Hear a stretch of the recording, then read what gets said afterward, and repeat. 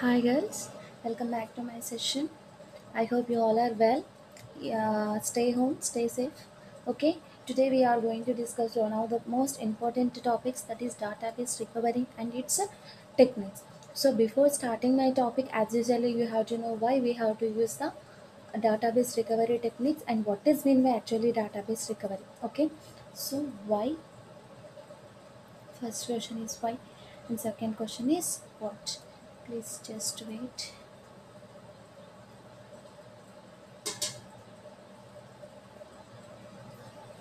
Okay, so actually, when we are going to the topic called lesson recovery, when we need that situation, suppose failure, when a failure can occur in the system, at that time we whatever the data we are storing on the database, it can be get with consistency mode. So when a failure occurs to the system, it should not nothing to be happen to your data. If you feel like that, at that time you have to use the database recovery. So if any failure, it may be a hardware failure, or it may be a software failure, sometimes it may happens to the system. So even failure will occur, if you need your data in the same mode, in the consistency mode, you have to apply some different kinds of recovery techniques on the system, that we are going to discuss. So I said system failures, right? So what kind of failures can be occur? See, it may be a hard disk failure, or it may power outage failure, power supply problem, or like that something else, and software failure, like the errors, or a fire in the machine room. So it may be the any kind of failure. So any failure occur, the DBMS has to take the responsibility to recover the database as possible, as quickly. So if you are if you are losing the data, uh, all the transactions will lose the information which are applied on the database. And if any failures occur, maybe the database will may it goes to the chance to the inconsistent list. To remove all kind of these problems, the database management system has to use some kinds of recovery techniques over there. So, and when you are working with the recovery techniques, you need to be very concentrate on the two of the your acid properties is atomicity and the durability properties of the transactions are the preserved. There is no problem for that, but we have to work on with the atomicity is over, and the durability and consistency and isolation property has to be mentioned over there. So once again, so automatically, atomicity and durability properties of the transactions are the preserved over there. There is no effect to the that kind of the properties which are of your acid properties. And coming to the next one, and if I want to say a proper definition what is meant by database recovery, now you might understand that why we need a database recovery. So why we have to recover our data. So that we are discussed up to this point, and this is a formatical definition. You can write, yeah, it is an integral part of the database system, is a recovery scheme, and it is a recovery scheme. What this recovery scheme will do, that it can restore the database to on the consistent state. Specifically, I am telling that the consistent state that existed before the failure. So before the failure, how the system is in the consistent, the same system should be in the consistent. If you apply a recovery techniques on that particular database, that concept, that process, that mechanism is going to be called as a database recovery. This is a formal definition of the database recovery. And I said that there are different kinds of failures are there, and there are various types of failures that may occur in the system, and stop the normal execution of your transactions at the same time. And if you observe, there are different kinds of failures, right? And each of them can be handled in different manners. There is no particular method to um, mm, to handle each and every error. Different for different kinds of failures, different kinds of mechanisms to handle those errors. The simplest type of failure is one that does not result in the loss of information in the system. This is the simplest type of the failure. Suppose it does not result in the loss of information in the system. The failures that are more difficult to deal, without those the result in the loss of information. So there are some failures that failures cannot be loss of our information. There are some failures, they are very dangerous, they are very difficult to deal those kind of failures. So first we have to know what kind of failure it was attacked by our database, then you can easily recover that failure from the database. Okay, the first one is logical error. So what are the failures will come under into the logical error is nothing but such as incorrect, suppose you are giving an incorrect input, incorrect integers, and then the data may be overflow, division by zero. These all can be considered as the logical errors, and certain exceptional conditions that are also programmed correctly may also result in the cancellation of the transaction. Suppose we will do entire the process is correct, but if you done some cancellation, that may also come under with your logical errors. Nothing but cancellation, deleting particular transaction, these all will come under to your logical error. And next we will go to the system error. So what are the kinds of errors will come under with the system errors? Any undesirable state of the system such as deadlock, or we have already discussed a deep explanation about the deadlock, and incorrect synchronization, etc. These are will come under with your system errors. And next coming to the system crash. So and it can also call as in a computer failure. Suppose any type of hardware function, any type of hardware functioning such as RAM failures, errors in the application software, bugs in operating system, or it may be a network problem, these also come under with your system crash, or we can also consider the category of the computer failure. And the next failure is the disk failure. And the next failure is disk failure, or we can also call as a media failure. When it will occur, see, the disk failure refers to the loss of data in some disk blocks because of disk will have read and write operation crash. When we are if you lost some data because of when you are working with the read and operation, if you lost a particular data, that will come under with your disk failure. Or any power distortion or any errors in your data transfer operation. Suppose when you are transferring a particular data, if any occurs, if any bugs occurs while you are transferring, that may also come under with your media failures. And next one is the physical problem and environmental disasters. You already by the name you can identify that what we can uh, categorize under the physical problem and environmental. The physical problems, it may like theft, and fire, accidental overwriting on the storage. And if you come to the environmental disasters like floods, earthquakes, tsunami, and etc., these also come under with your environmental disasters. And whatever the cause of failure, there are two principles effect that we need to consider. So the failure, it may be anything. So what we have to consider, if any failure will get attacked, the loss of main memory, that is the main point, right on, the loss of main memory, and including the database buffer. So these are the two main principles we have to consider, that what the what how much data was lost, and how to recover that errors from the buffers. It may be a local buffer like that.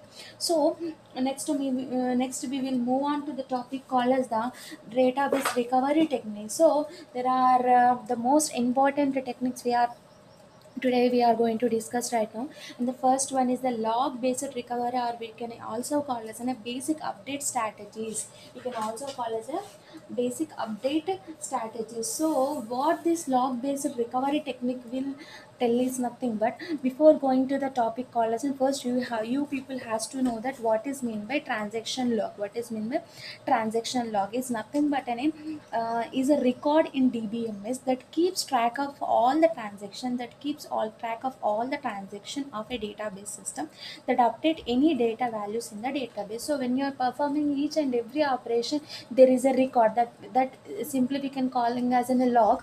That log will have entire the details of that particular transaction. So details nothing but what, suppose the transaction identification, nothing but your transaction ID or terminal ID, user ID we can say.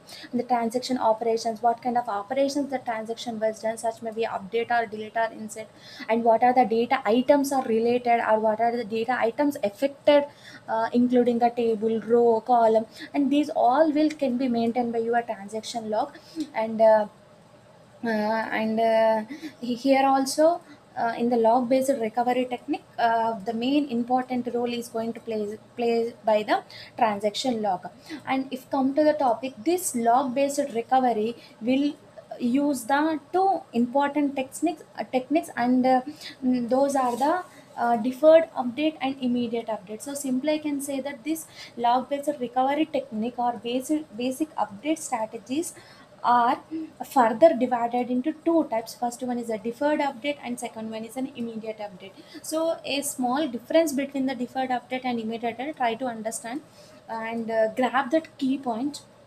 And when you're performing the transaction operations, do not immediately update the physical database. Suppose if your database is if it is using the this technique, nothing but log based recovery technique, if it is using your database, in that if any deferred update if it is using, whatever the operations we are applying on the database, that cannot be committed, that cannot be updated immediately in the deferred update.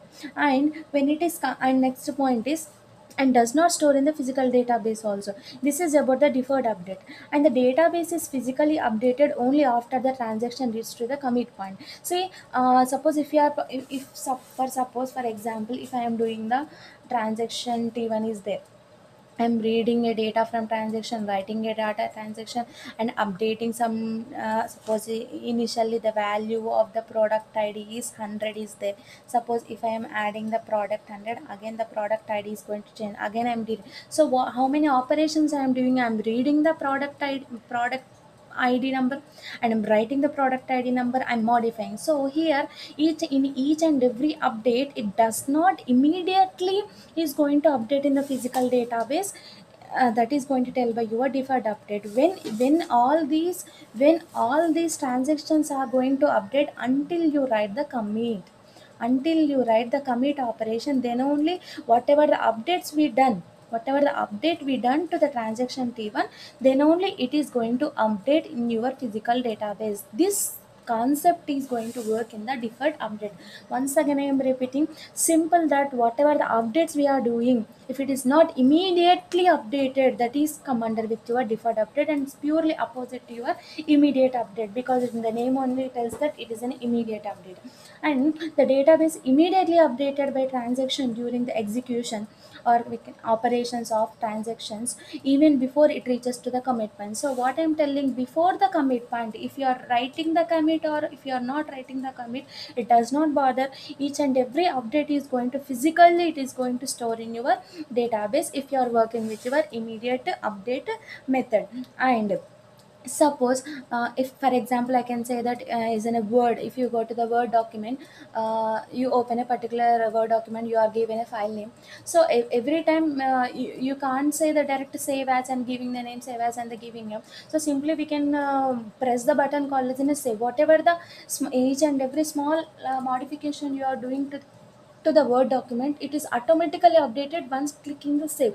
It is no need to create the new file and no need to create the save as. So it is under with your immediate update. Suppose any failure occurs, if you are doing the operation in the middle, so you can use the about rollback. So any failure before it reaches to the commit, suppose before reaching to the commit, if you got any failure, you can use the rollback, or simply we can do the undo operation and need to be done to read the database. So you must ensure, if any failure will occur before you done the commit operation, must ensure you have to do the rollback. Then only what are the previous operations you done on the database that are going to store.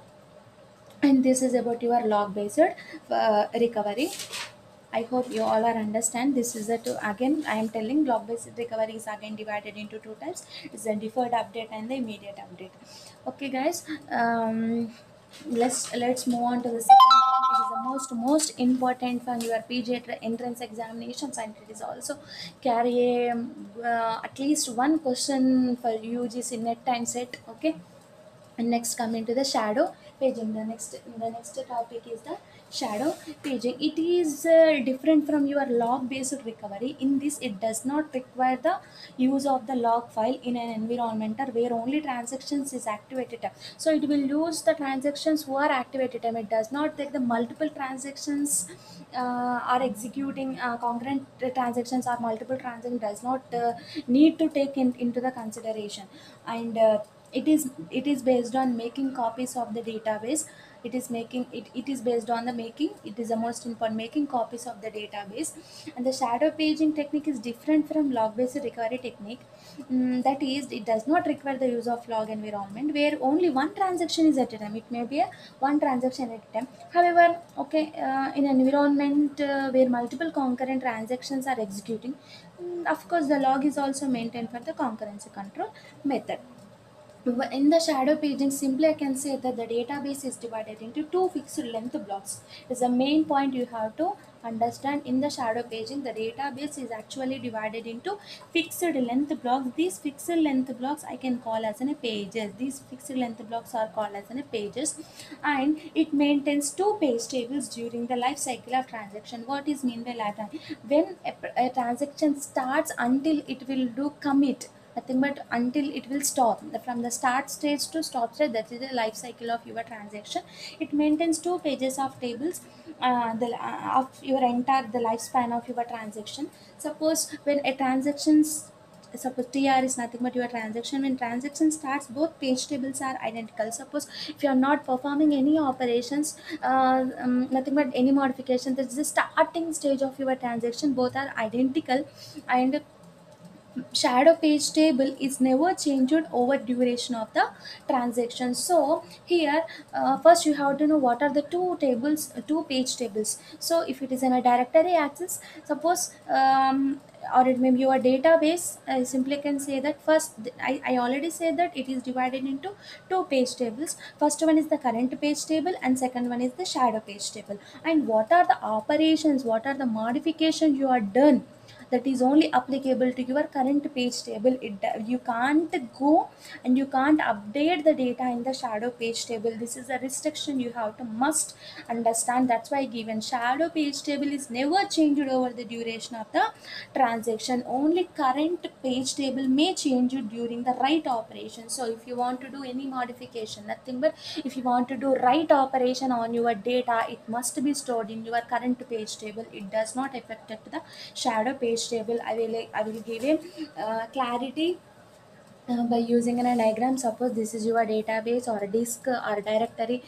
In different situations we can call in different ways. For example, it is a disk. This database disk is divided into pages. Suppose I can say that page 0, page 1, not in a particular order, also 3 4 are there. So what I said, there are two page tables for this directory, that is a current page table and next one is the shadow page table. Now see that I was not allotted any data over there, because I already said that here, when transactions start, both page tables are identical. Now both page tables are identical.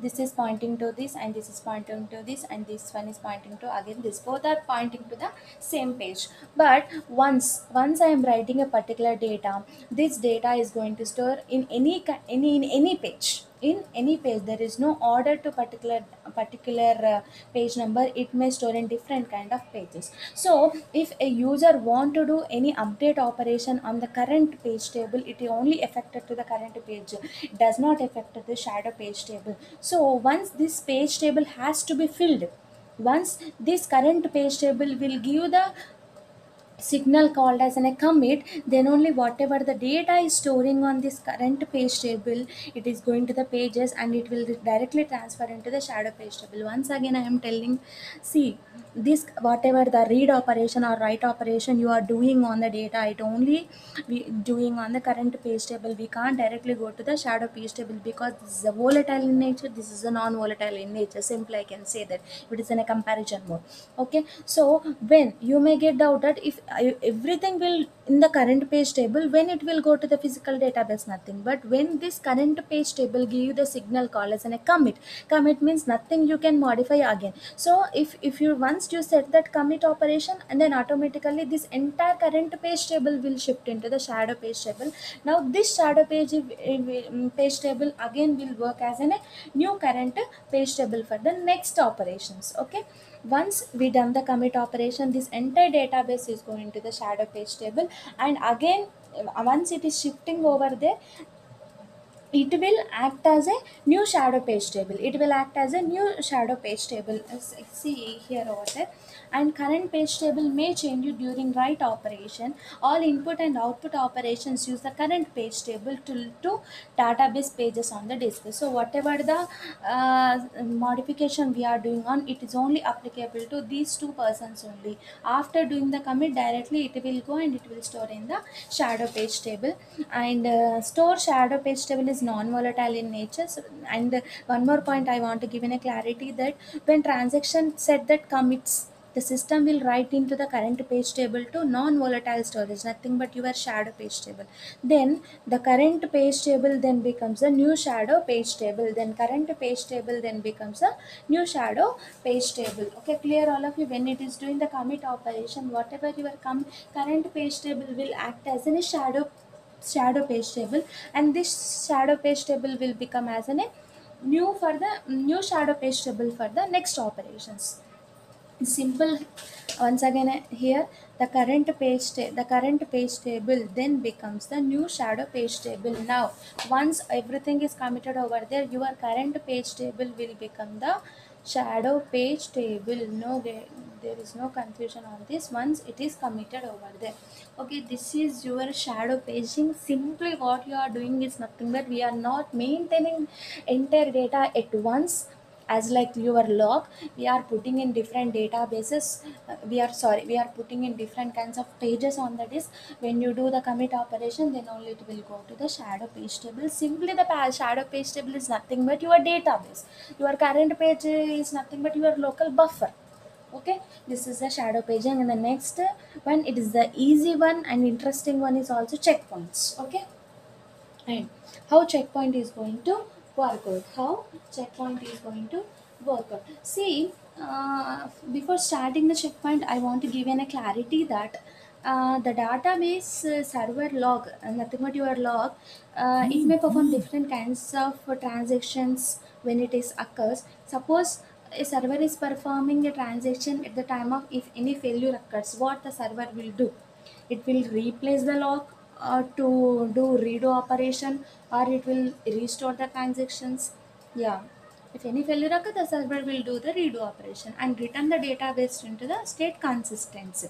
So okay, I'm telling that when any failure will occur, the database will is going to do a redo operation. If it is not uncommitted transaction, it is in a committed transaction, it will do undo operation. Okay, but is entire data is presented in the database is going to be undo? No, until the operation where you did the commit, for that point only it will do the undo operation. See, for example, I will give a clarity picture over there.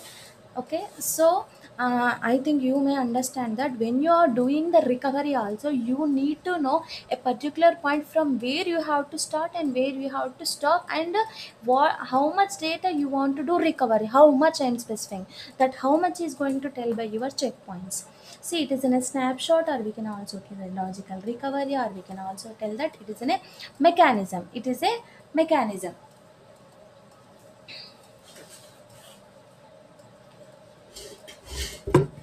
Sorry.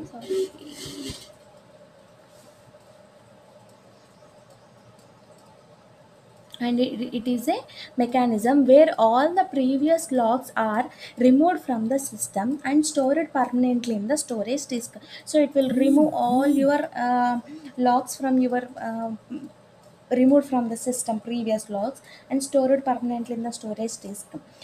If checkpoint is, suppose you imagine that if checkpoint, that what that concept is called as your checkpoint. Okay, and if checkpoint did not exist, and a failure occurs. Suppose you imagine that there is no concept of checkpoint. If failure any occurs, the database server would require to process all the transaction. That's what I said. If there is no information from where from how much data you want, how much data you need to recovery, entire the process, all the transactions that were recorded in the logical, that must be restarted. So what happened over there? Extra time in the processing entire log file and reading of unnecessary transactions. See, there is no need to redo, there is no need to recover all the data.